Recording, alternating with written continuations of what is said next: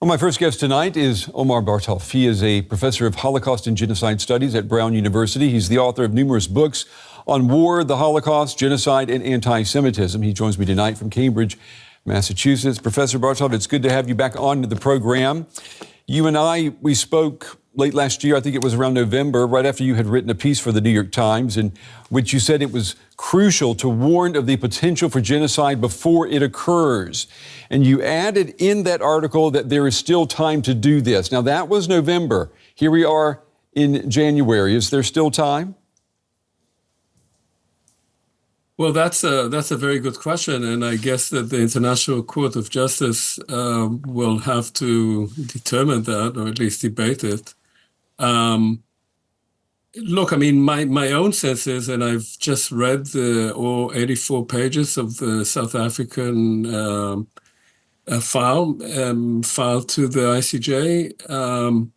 There are many indications, if not of genocide, then of genocidal acts, and certainly of war crimes and crimes against humanity, and an evolving operation of ethnic cleansing. So whether this is fully genocide or not will have to be determined, but the situation on the ground, the direction that it's taking has to be reversed as quickly as possible. I want to talk about the case being put forth by South Africa in just a moment. I want to play a clip for you now from the Israeli government spokesman, Mark Regev, a comment that was given today, and I want to get your reaction to it. Take a listen. The South African government prides itself on heading a country, they call it the Rainbow Nation, a nation which has anti-racism as its core. And yet here we see South Africa, unfortunately, aligning itself with the Hamas terrorist organization, which is an openly and avowedly racist organization. It's a travesty of history. What do you say to that, Professor? You know, aligning itself with Hamas?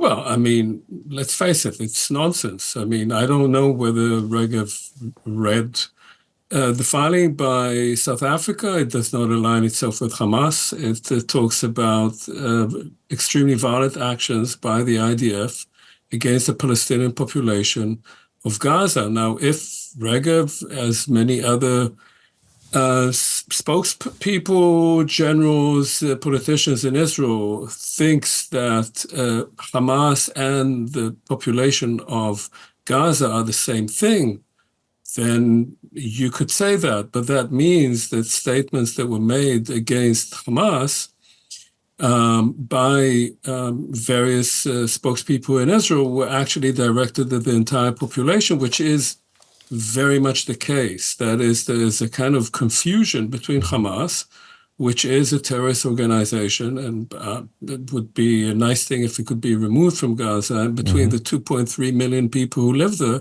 half of whom are children. How significant is it that South Africa has brought Israel to the World Court by invoking the 1948 Genocide Convention? I mean, is this a historic moment? It is a historic moment on various levels. First of all, because the Genocide Convention from 1948, which came into force in 1951, the year that Israel joined it as well, the roots of that are really the Holocaust and other cases of mass killing in World War II. And this was what was the impetus for the newly founded UN to resolve to have such a convention. So that is one side of it. That is that for a state like Israel, which was founded in many ways on the ashes of the Holocaust, to be accused of genocide is a very tragic moment. The second is that South Africa was a country that, as we know, until 1994 suffered under a very brutal regime of apartheid and became a pariah state. And because of that, eventually, because of international pressure, that regime ultimately collapsed. And the additional irony is that one of the only states that worked with the South African apartheid regime, particularly in military cooperation, was the state of Israel. So there's a fair amount of bad blood between those two states. Whereas in fact, as I see it, they should have been much closer together. They're both countries founded on historical tragedies, and they should find a common path rather than going the other way. You know, you mentioned a pariah in the international community. You know as well as I do that a ruling by the World Court may take years to come, and by then, the war between Israel and Hamas will probably be over. There could even be peace in the Middle East. And we know that this court has no enforcement authority. So is the court of public opinion here, public pressure, is that most relevant with what we're seeing happening?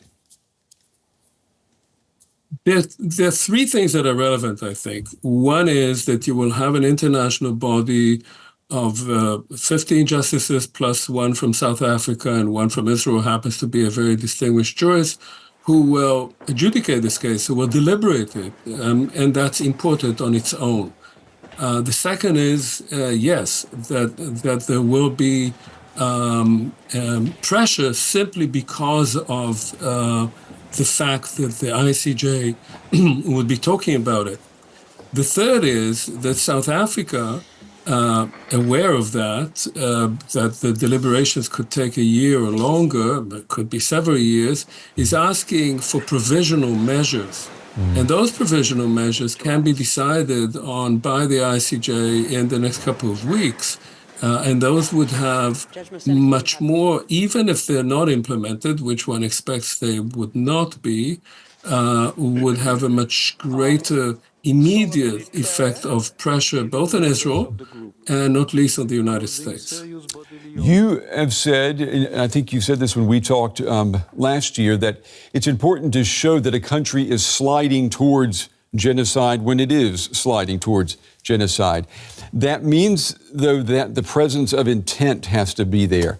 How does one prove intent when we're talking about Israel allegedly committing genocide against the Palestinian people?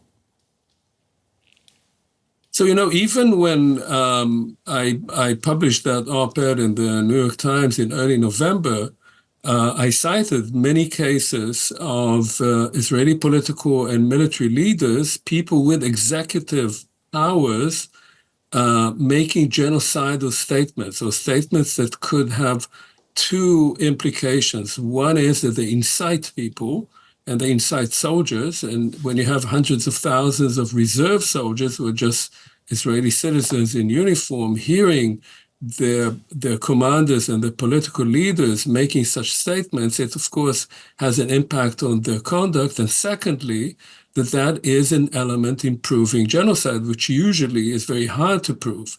Now, since then, there have been many more such statements made.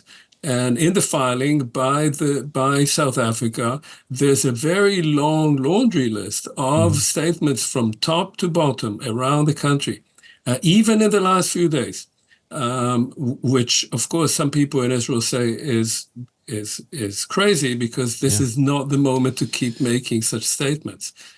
The question will be whether these statements are being made in the heat of the moment. They are just sort of rhetoric, but they don't actually have to do with actions on the ground, that Israel does not actually intend to destroy the Palestinian people as such, or at least its part in Gaza. Right, but how do you prove that, though, Professor? How do you prove that there is a true intent, even if you have people in the cabinet saying horrible things? How do you make that connection that what they say is translating into conduct on the ground in Gaza, and an entire people, an ethnic group, is being extinguished?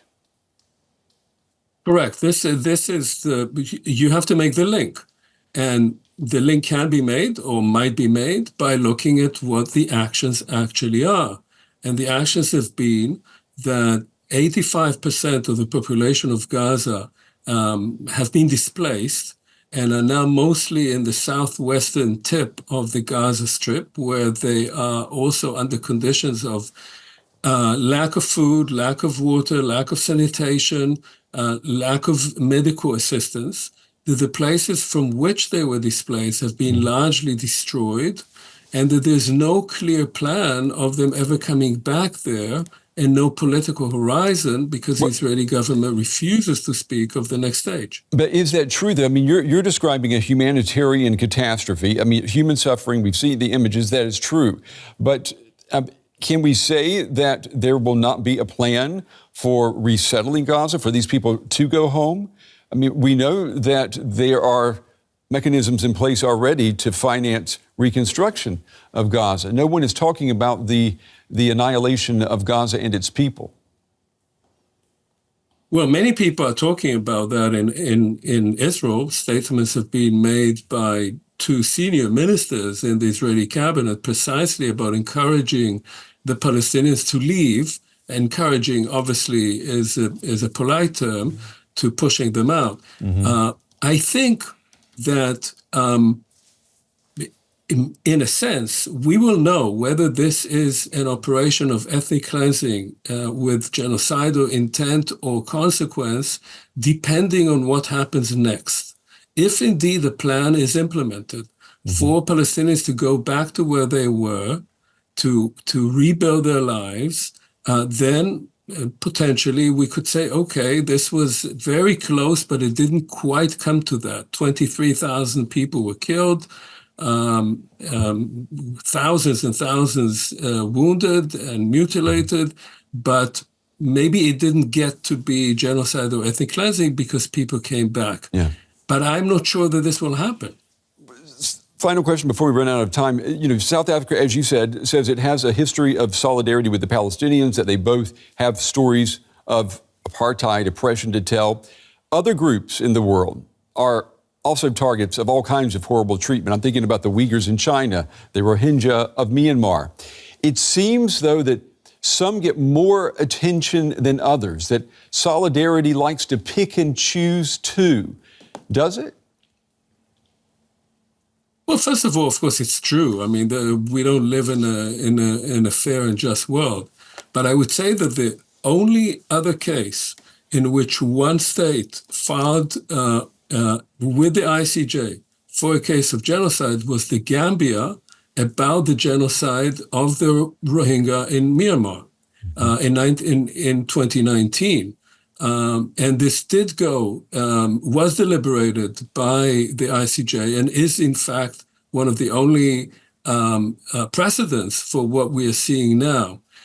Secondly, I would say that Israel is in a particularly sort of delicate moment. Israel has claimed always to be the only democracy in the Middle East, to have had a very moral, or the most moral army in the world.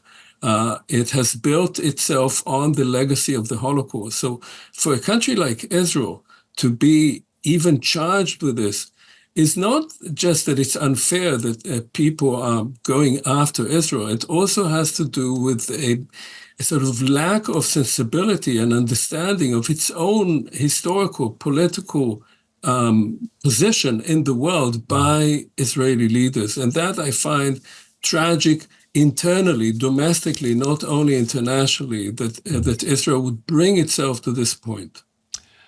Professor Bartov, unfortunately, we're out of time. We appreciate you taking the time to talk with us. Great conversation. I'm sure there will be reasons to talk again in the future. Thank you.